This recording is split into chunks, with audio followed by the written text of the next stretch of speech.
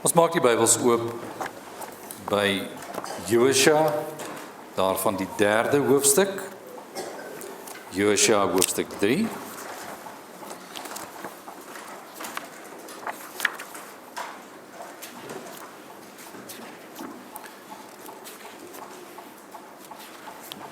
Die Here gee hierdie geskiedenis van Israel vir ons, sodat ons die prentjies kan sien wat die Here laat afskilder het van sy groote genade. Ons sien hoe die Here die eerste 5 boeke gee, waar hy die skepping, die totstandkoming van die wêreld, die totstandkoming van genade na die sondeval, die totstandkoming van 'n verbond in Abraham tot en met vandag. Ons sien hoe Genesis uitloop by die Here wat genade bewys. Exodus, verlossing, die Here wat aanbidding 'n prentjie gee. Die geskiedenis van daar loop deur Exodus, Numeri, en dit word herhaal in Deuteronomium, hoe die Here in 'n woestyn swerftog van 40 jaar met 'n volk soos Israel werk. Hierdie alles die eerste 5 boeke van die Here se woord, en nou in Deuteronomium 'n boek met die naam van Josua, die naam van die leier, een van die 2 verspieders, en sy naam beteken die Here red. Hierdie hele boek gaan die Here red. Hoe doen die Here dit? En elke hoofstuk het iets daarvan gewys. Eers die leierskapsverandering en die verlossingsplan wat die Here gee in hoofstuk 1, hoofstuk 2, hoe die Here verlossing reeds vestig, en dat ons sal raak sien dat die Here 'n besonderse verhouding met Israel het, maar dat hy ander volke reg deur die proses aanraak. En een van hierdie volke was die Amorite, en die volk natuurlik van waarin Rahab 'n lid was, die Kanaaniete, en ons sien hoe die Here werk van plek na plek en hoe hy wys dat hy God is. Voordat ons hoofstuk 3 saam lees, kom ons bid. Almagtige en barmhartige God, dankie Here dat ons weet, ons is in 'n wêreld wat baie besig is, in 'n wêreld wat met baie dinge bedrywig is. En wanneer ons wil kom stil word voor U, in U midde, is dit net U wat dit moontlik kan maak. Daarom is ons gebed, Here, dat U nou met ons is, en in die teenwoordigheid dat U sal stilmaak wat rondom ons besig is, die opwinding van 'n nuwe jaar, 'n nuwe skooljaar, en die dinge wat rondom ons reeds gebeur. Laat ons hoor wat U sê, deur die Gees wat kragtig werk, en laat ons opnuut versterk word in Christus naam. Amen. Josua 3 vanaf vers 1. Daarop het Josua die môre vroeg klaar gemaak, en hy met al die kinders van Israel het van Sittim af weggetrek en by die Jordaan aangekom en daar die nag oorgebly voordat hulle deurgetrek het. En aan die einde van 3 dae het die opsigters die laar deurgegaan en aan die volk bevel gegee en gesê: net soos julle die verbondsark van die Here julle God sien en die Levitiese priesters wat hom dra, moet julle van jul staanplek af opbreek en agter hom aantrek. Maar laat daar 'n afstand van omtrent 2000 el tussen julle en hom wees. Kom nie naby hom nie, sodat julle die pad kan weet waar julle langs moet trek. Want gister en eergister het julle nie met die pad getrek nie. Verder het Josua aan die volk gesê: heilig julle, want môre sal die Here die wonders onder julle doen. En Josua het met die priesters gespreek en gesê: neem die verbondsark op en trek weg voor die volk uit. Toe het hulle die verbondsark opgeneem en voor die volk uitgetrek. Daarop sê die Here vir Josua: Vandag sal ek begin om jou groot te maak voor die oë van die hele Israel, sodat julle kan weet dat ek met jou sal wees, soos ek met Moses gewees het. Gee jy dan bevel aan die priesters wat die verbondsark dra en sê: Net soos julle aan die kant van die water van die Jordaan kom, moet julle in die Jordaan bly staan. Toe sê Josua aan die kinders van Israel: Kom nader hierheen en luister na die woorde van die Here, julle God. Verder het Josua gesê: Hieraan sal julle erken dat daar 'n lewende God tussen julle is, en dat hy sekerlik die Kanaaniete en Hittiete en Jewiete en Feresiete en Girgasiete en Amoriete en Jebusiete voor julle uit sal verdrywe. Kyk, die verbondsark van die Here van die hele aarde trek voor julle uit die Jordaan in. Neem dan nou vir julle 12 manne uit die stamme van Israel, 1 man uit elke stam, en net soos die voetsole van die priesters wat die ark van die Here van die hele aarde dra, in die water van die Jordaan rus, sal die water van die Jordaan afgekeer word. Die water wat van die bokant afkom, en dit sal soos een wal bly staan. En toe die volk wegtrek uit hulle tente om deur die Jordaan te gaan met die priesters wat die verbondsark dra op die voorpunt van die volk, en net toe die draers van die ark by die Jordaan kom en die priesters wat die ark dra hulle voete aan die kant van die water insteek, terwyl die Jordaan vol was op al sy walle, al die dae van die oes, bly die water staan wat van die bokant afkom.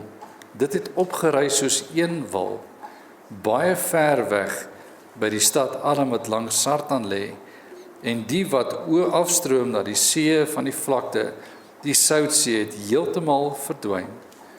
Toe het die volk deurgetrek teenoor Jerigo, maar die priesters wat die verbondsark van die Here gedra het, het onbeweeglik bly staan op droë grond binne in die Jordaan, terwyl die hele Israel op droë grond deurtrek, totdat die hele volk die deurtog deur die Jordaan volëindig het. Geliefdes in ons Here Jesus Christus, ons kyk na hierdie gedeelte in sy volheid en hoe dit deel 1 is van 2, want Josua 4 sal die volgende deel wees, van dieselfde saak. Ons gaan deur en dan kyk ons terug. Ons gaan deur en dan kyk ons terug. Wanneer ons as kinders van die Here, as kerk van Christus Jesus, moet deurtrek of verbytrek of aanhou trek, hoe sal ons dit doen? Ons sal dit doen soos ons voorgeslagte dit waarskynlik probeer doen het. Ons is altyd besig om te trek. Dis nie net van huis na huis nie. Dis baie keer net van skooljaar na skooljaar. Kinders, jammer, maar die jaar het begin. 'n Nuwe skooljaar het 'n aanvang geneem en ja, die eerste week is al verby. Al was dit net so 'n stukkie van 'n week. Boeke is uitgedeel, huiswerk is al gegee, party se toetsdatums is al vas. Hoe gaan ons hier deurtrek? Eerste kwartaal lê voor. Hoe gaan ons dit doen? Maklik. Ons gaan leer. Ons gaan elke dag doen wat ons moet doen. Dan sal ons daar uitkom by die eindpunt van die kwartaal. Gaan dit moeilik wees? Vir sommige wel, vir ander minder moeilik. Gaan dit gemaklik wees? Ek seker vir niemand nee. Vir niemand gaan dit gemaklik wees nie. Dis 'n skoolier se potensiële rivier. Is daar nog riviere? Ja. Party gaan studeer, onsekerheid van studies, onsekerheid van 'n studiejaar lê voor vir die bietjie meer gevorderde studente. Hoe lyk ons werksjaar? Wel, dit hang af van die ekonomie. Gaan die besighede blom? Gaan dit 'n jaar wees van bloeityd vir hierdie land? Of gaan ons maar net nog verder en verder afgaan in ekonomiese onsekerheid? Wie sal weet?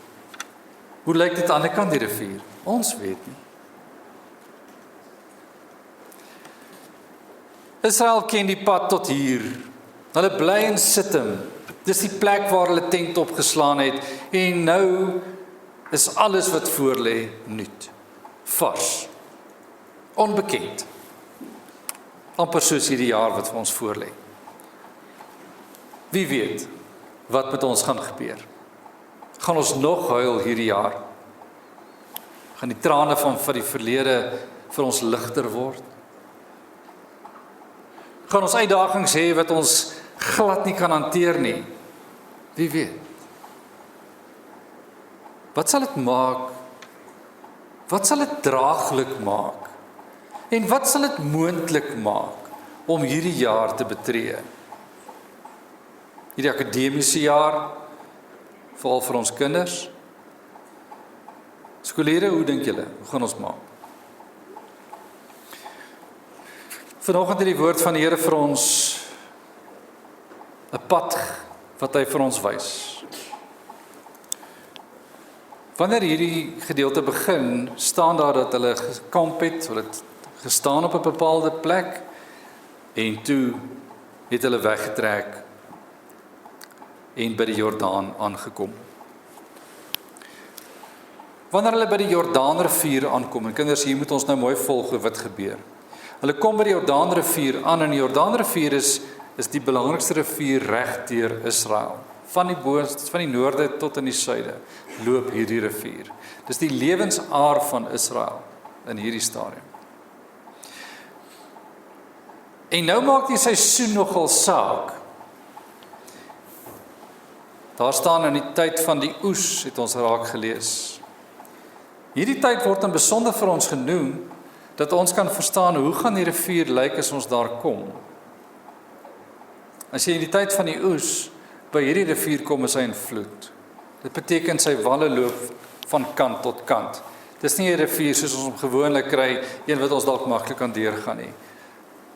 Die water is besig en die water is baie. Hulle kom by hierdie rivier en die Here wil hê hulle moet daar eers staan. Dan kom die opdrag dat die volk hulle self moet heilig. Die volk moet hulle self heilig, want die Here gaan groot wonders doen. Hoekom sou die Here dit as 'n beginpunt gee vir die volk? Die volk moet hulle self heilig. Heilig beteken afsonder vir die Here. Dis hoe die Bybel die woord gebruik. Altyd, as jy 'n heilige genoem word, is jy afgesonder vir die Here. As jy heilige werk doen, is die werk afgesonder tot diens van die Here.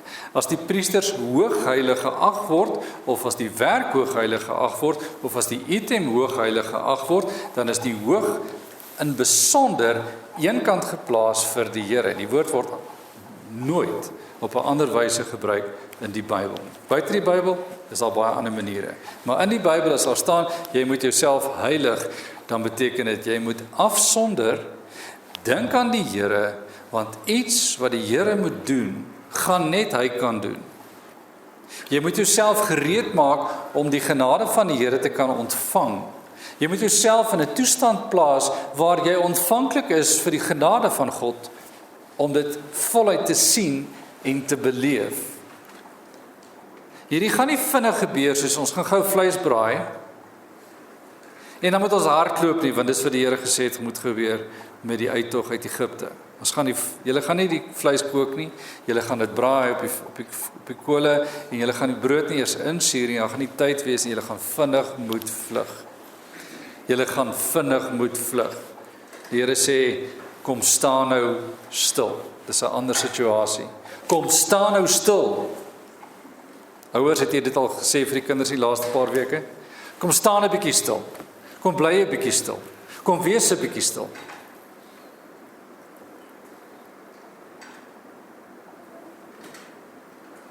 Stilte het 'n plek. Afsonder is om te kom stil staan voor iets gebeur, dat ek kan verstaan wat nou met my gebeur. Heilig julle, sê die Here. 'n Tweede saak wat ons moet raak sien in die voorbereidings is, die priesters word gesê, hulle moet iets doen, en die volk word gesê, julle moet kyk na die priesters. Die priesters gaan iets doen, en die volk word gesê, kyk na die priesters. Wat gaan die priesters doen? Hulle gaan die verbondsark neem. Nou wat is die verbondsark? Die verbondsark is 'n kus wat gemaak is, en jy sal dit raak lees in Exodus, wat deel is van die aanbiddingsitems in die tabernakeltent. Die plek van die verbondsark was binne in die tabernakeltent, heel voor in die tent, agter die gordyn van versoening, agter die voorhangsel word hy genoem in die Bybel. En hierdie verbondsark was die simbool, met ander woorde die teken, dat die Here teenwoordig is. Soos al die items wat met goud oorgetrek was, ook 'n simbool was van God se teenwoordigheid. Lees gerus die items deur, wat ons raak lees in Exodus, wat in die tabernakeltent moet staan. Die verbondsark is die belangrikste item, omdat dit die simbool is van God se teenwoordigheid. Die priesters gaan aan die draaghoute vat, en met die verbondsark stap tot by die rivier. So wat gaan ons sien? Hier is die eerste prentjie wat ons gaan raak sien. Die priesters, daar's 4 van hulle, die draaghoute laat 4 toe, 2 aan elke kant van die verbondsark, en hulle dra hierdie kus, hierdie goue kus, hierdie kus wat simbool is van God se teenwoordigheid, dra hulle en hulle loop voor die volk uit. Hoe ver gaan hulle loop? Hier staan geskrywe 2000 L. Nou 'n L is omtrent 'n half meter, 83 vertaling sê dis 900 meter, soos ongeveer 'n kilometer. Wat daar moet wees tussen Israel en die volk. Soos ons begin ons het nou klaar tent opgeslaan, nou begin ons loop. Nou stap ons agter die priesters aan wat die verbondsark vashou. En ons stap tot by die rivier, en daar's omtrent 'n kilometer afstand tussen ons en die priesters. Hoekom werk dit so? Wat sien ons gebeur? Dis 'n prentjie, né? Kinders, kyk na die prentjie. Die prentjie wys, God stap voor, hoe ver? Ver genoeg dat ons amper nie kan sien nie. Hy stap vooruit ver genoeg dat ons amper nie kan sien, daar is die priesters nie, maar ons kan hulle nog sien. So die Here stap voor ons uit tot waar ons moet wees. En dan as hulle daar kom, het iets gebeur. Israel moet hierdie afstand van ongeveer 900 meter hou, en dan as hulle dan kom by die priesters, want ergens gaan die priesters stop, dan gaan iets gebeur. Waarom moes ons onsself heilig? Waarom moes ons onsself afsonder? Sodat ons kan sien wat die Here doen. En dan glo wat die Here doen, is wat moet geglo word. Wat sal die Here vir hulle wys? Vers 10 sê vir ons iets daarvan. Kyk na vers 10. Josua sê aan die kinders van Israel, luister na die woorde van God, vers 9 en vers 10 sê verder het Josua gesê, hieraan sal julle erken dat daar 'n lewende God tussen julle is, en dat hy sekerlik, en dan word die name van die volke wat tans in Kanaan woon gegee. Die Kanaaniete, die Jewiete, die Hetiete, die Ferisiete, Girgasiete, Amoriete, Jebusiete, 'n klomp name van volke wat bly in die land. Wat sê Josua? julle sal erken dat daar 'n lewende God is en dat hy hierdie volke sal verdryf. Hoekom sal hy hulle verdryf? Hoe gaan ons sien hy gaan hulle verdryf? Julle gaan nou sekerlik sien dat hierdie 'n lewende God is en dat hy hulle sal verdryf. Hoe gaan ons dit sien? Ons weet nog nie, sê Israel. Kyk na die priesters. Waar staan hulle? Hulle is gereed om te loop. Daar neem hulle die ark en hulle begin stap. Israel staan op en ons begin ook loop. Maar ons hou hierdie ongeveer kilometer afstand. Wanneer die priesters by die rivier kom, ons kan nie sien wat by hulle gebeur nog nie, want dit is 'n bietjie ver van ons af. Ons kom by die rivier en die priesters staan binne in die rivier bedding. Waar's die water? Waar's die water? Dis oestyd, dis vloedtyd vir die Jordaanrivier. Waar's die water? En hier is die groot ding wat Israel moes sien. Toe die priesters by die water kom, sit hy self in die skoene van die priesters. Hierdie rivier is in vloed, as ek hier intrap, in 'n rivier in vloed, dan is hierdie ark daarmee heen, en ons is ook weggespoel en daarmee heen. Ons moet in die water trap, sê Josua, die Here het gesê, gaan staan in die water. En dink vir jouself, is die eerste priesters wat moet intrap in hierdie vloedwaterrivier.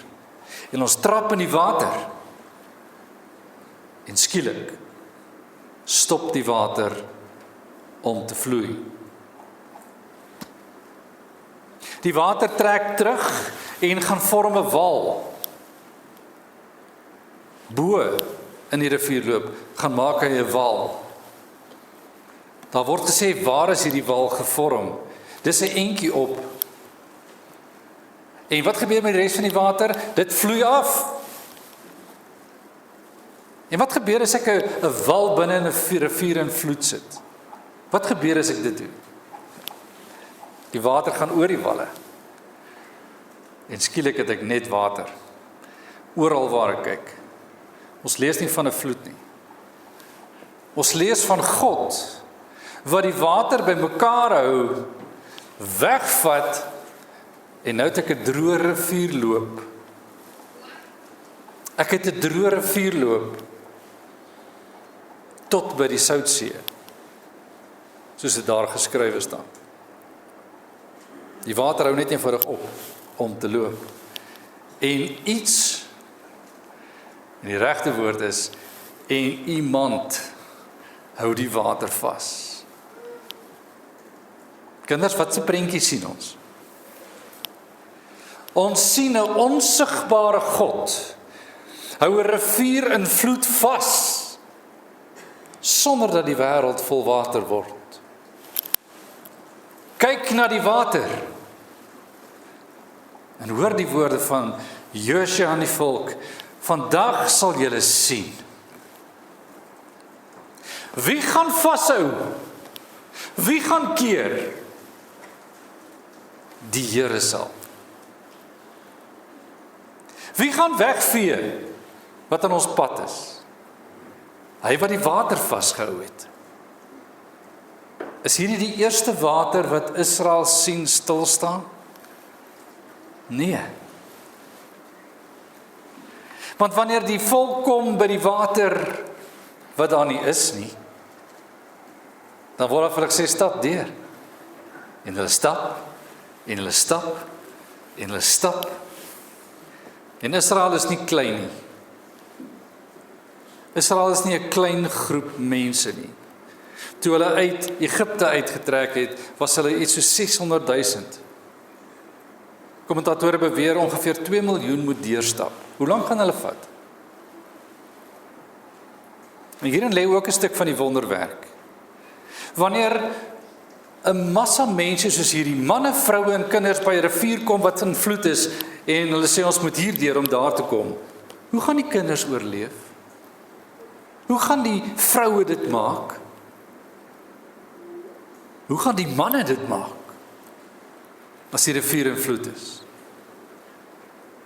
Maar wie hou die rivier vas? Dat die magte van Israel, die menigte mense van Israel, die weerbare manne wat aan die kant die rivier was en gesê het hulle gaan saam om die land te verower, net hulle vroue en hulle kinders het agtergebly in daardie gebied wat die Here reeds aan hulle gegee het.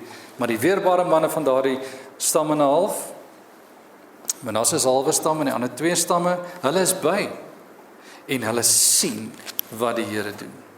Onmiddellik moet die volgende waarheid duidelik word. Ons sien die priester staan in die rivierbedding en daar's die water hier. Hulle hou vas, die verbondsark, simbool God is hier teenwoordig.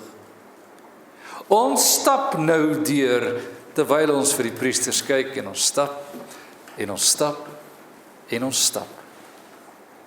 Want die Here wys vir ons, waar gaan ons heen? Want hy stap voor, hy het tot hier voorgestap, en dan gaan hy weer verder voorstap. En ons is deur die rivier, en as ons deur is, lees ons in vers 17. Wat lees ons in vers 17? Maar die priesters, wat die verbondsark van die Here gedra het, onbeweeglik bly staan op droë grond binne in die Jordaan, terwyl die hele Israel op droë grond deurtrek, totdat die hele volk die deurtog deur die Jordaan volëindig het. En dan lees ons in hoofstuk 4, en die rivier het weer teruggegaan in sy vloed, en aangehou vloei soos tevore. Waar het ons dit gesien? Toe die Here die see gekloof het met die uittog uit Egipte, het die Here dieselfde gedoen. Hy het almal laat deurtrek, en toe almal deurgetrek het, en die Egiptenare is binne die see, toe is die water. Wat het Rahab gesê in hoofstuk 2? Ons het gehoor hoe julle deur die see getrek het. Ons het dit gehoor. Wat gaan sy nou sê? Ons het gehoor dat julle deur die Jordaan getrek het, op dieselfde manier as wat julle deur die see getrek het, en dieselfde God wat julle daar gehelp het, is dieselfde God wat almal verslaan het aan die kant die rivier, dieselfde God wat ons nou gaan verslaan. Die getuienis word net groter, dat die vrees wat reeds in Jericho is, Josua 2, steeds in hierdie land sal wees. En Josua 3 vers 10 sê, dat daar verseker gesien kan word, dat die Here met ons is, en dat niks in hierdie God se pad sal staan nie. Wat leer ons net met die deurtog? Wie stap eerste? Wie volg? Na wie moet ons kyk? Wanneer die Here die priesters, die draers van die verlossingsdaad, die verlossingsmiddel gee, dan gee hulle vir ons die prentjie wat ons nou nog sien. Kyk na die priesters. Hulle hou vas aan die ark wat die teken is van God se teenwoordigheid, sodat ons kon deurtrek. Wanneer ons vandag kyk na die priester wat deurgetrek het in God se teenwoordigheid, was die priester in God een. Ons kyk na Christus en die prentjie van Christus word duidelik hierso vir ons verduidelik. Niemand kan deur die vloed stap as hy nie begenadig word nie. En niemand kan die vloed oorleef as daar nie redding gegee word nie. En die vloed is oorwin. Die vloed is eenkant gehou en die beskerming is gegee aan almal wat vertrou het. Almal wat vertrou het in die vermoë van die God wat die draers van die genade was. Kyk na die rivier. Kyk na die priesters wat daar staan. En hulle wag. En hulle wag. En hulle wag. En hulle wag. In Josua 4 sal ons lees, en daar's reeds nou gesê in hierdie teks, julle moet 12 manne kies, een uit elke stam. In hoofstuk 4 gaan iets met hulle gebeur. Hulle gaan iets kom doen, want hulle moet teruggaan rivier toe. En sal daar kom staan die priesters nog in die rivier. Die droë rivierbedding. Want daar moet iets gaan haal word op die droë rivierbedding. 'n Klip vir elke man. En as iemand vra, maar waar kom hierdie klippe vandaan? Uit die Jordaan. Wanneer het jy dit uitgehaal? Gister. Ons het die klippe uitgehaal daar waar ons deur geloop het. Dis waaroor hoofstuk 4 gaan en deel 2 gaan daaroor. Wanneer die Here die verlossing bewerk en die deurgang moontlik maak, kan jy nie anders as om te sê, as die Here nie so gedoen het nie, sou ek nie kan wees waar ek is nie. As die Here nie hierdie pad vir ons gewys het nie, want ons sou by die rivier gekom het, en dis hoe ons maak, ons sê, mense, hier is nie 'n brug nie, kom ons stap 'n bietjie op, kyk, soek ons 'n brug, kom ons gaan soek 'n ander plek, kom ons maak 'n brug, kom ons bou 'n brug, kom ons gaan kry 'n paar ingenieurs. Nee, sê die Here, ek sal julle die pad wys. Niemand stap voor die priesters nie. Niemand stap voor God uit nie. Julle stap almal agter God. Volgelinge van die God van hemel en aarde, nie voorskrywers van die God van hemel en aarde nie. Baie belangrike beginsel in die geloofspad waarop u en ek is. Want ons kyk baie keer na die dinge van ons lewe en ons verstaan nie waarin is ons op pad nie. Wie verstaan waar gaan ons heen? Wie verstaan hoe die jaar gaan lyk? Wie verstaan hoe die toekoms in die wêreld gaan lyk? In die suide van Amerika is dit chaos, in Amerika is dit chaos, in Europa is dit chaos, in die Midde-Ooste is dit chaos. Noem 'n plek en vra, hoe kalm is die rivier by julle? Want die lys is ongelooflik lank waar daar geen kalmte is. Het julle nie vir ons 'n brug nie? 'n Brug om oor hierdie rivier te kom nie. Is daar nie vir ons 'n manier, 'n ander manier om by die kalmte uit te kom nie? Want die onstuimigheid vir Israel is geweldig, want hulle weet nie wat kom nie. Die onstuimigheid in Kanaan is geweldig, want hulle weet nie wie kom nie. En hulle weet nie hoe hulle kom nie. Maar dieselfde God veroorsaak albei se onstuimigheid. Vir die ongelowige in Kanaan, wat weet die Here kom om te oordeel, is daar onstuimigheid. Vir die wat glo dat die Here sal voorsien, vir hulle is daar onstuimigheid. En die rivier is tans in die pad. Nie die fokus nie, maar die weg is nie glad nie. Dis 'n weg van vertroue en dis die prentjie wat ons moet sien. Wanneer u en ek saam met Israel sou stap tot daar en ons het ons 21ste eeuse planne, hoe maak ons dit? Met die priesters? Manne, klim in die water is gevaarlik. Of maak ons planne soos die Here dit maak, waarvan hy die antwoord en die probleem en die krisis en die oplossing ken.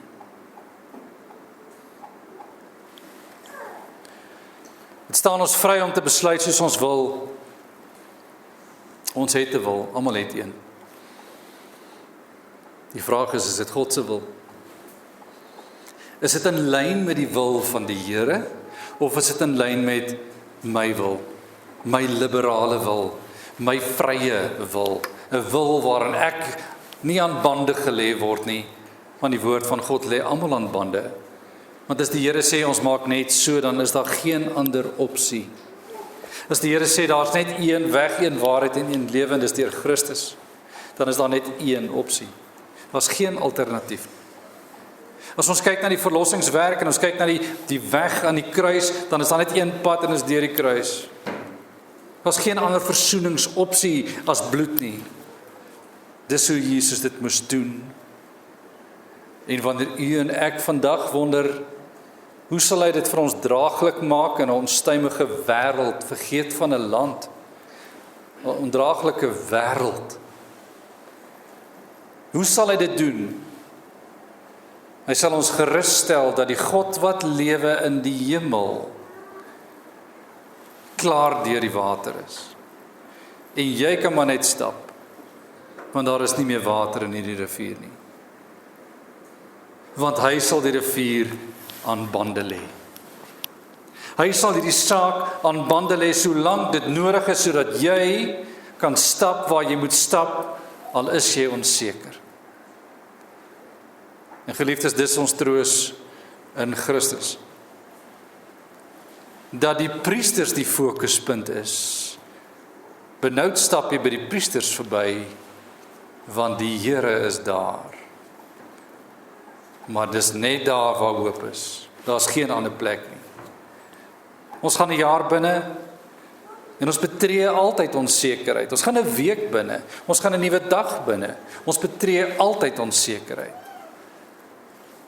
Wat maak ons? Wat sê die Here? Kyk na my. Kyk na die God van hemel en aarde. Moenie ander plekke kyk nie. Soek die verlossing in die verbondsark. Hoor die woordjie verbondsark. Soek die verlossing in die verhouding met die God wat die verhouding in plek geplaas het. Soek die verhouding daar. En soek die oplossing daar. Want die wêreld gee vir ons ander oplossings. Waar eindig ons weer by? Hoe maak ons nou? My brug het gebreek. My brug was nie sterk genoeg nie. Hier's te veel mense. Hulle is almal te swaar. Hierdie vloed hou te lank aan. Mense wil nie luister nie. Hoeveel redes het ek hoekom my planne nie werk nie? Weet dit. Die Here se oplossing is bestand teen enige mens. Dis 'n krisis, dis 'n nikkerigheid, want Israel was 'n baie nikkerige volk. Hardnekkig, sê die Here, was hulle. As die Here vir hulle oplossings kon gee, wat kan hy vir ons doen? As die kerk van die Ou Testament oplossings in hom gekry het, hoe sal hy nie die kerk van die Nuwe Testament kan seën nie? Weet dit, hou daarin vas, dat ons in Christus Jesus die pad kan sien, en net deur hom die pad kan vind.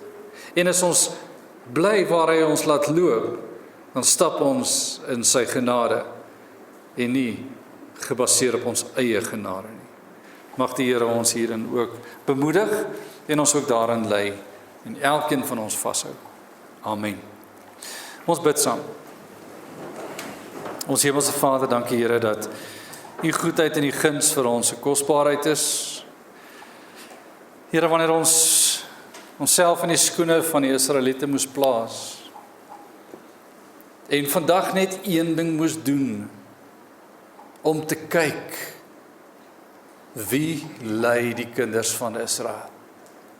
Wie lei die kinders van Israel? En dat ons kan sien maar u doen. Ons volg, Here. En daarom bid ons dat u ons sal wys waarom te kyk. En dat ons nie sal ophou kyk nie. En sal vertrou dat ons paadjie nog die pad is wat u wil hê ons moet opstap. En waar ons moedeloos raak, dat ons sal kyk en bly kyk en sal soek na u wil. Hier is ons gebed ook vir 'n demekaar tyd van ons lewe. Daarom bid ons dat u sal sorg en voorsien. Dankie dat ons op u kan vertrou. Aan u kom toe die lof en die eer en die dank. In Christus Jesus naam. Amen.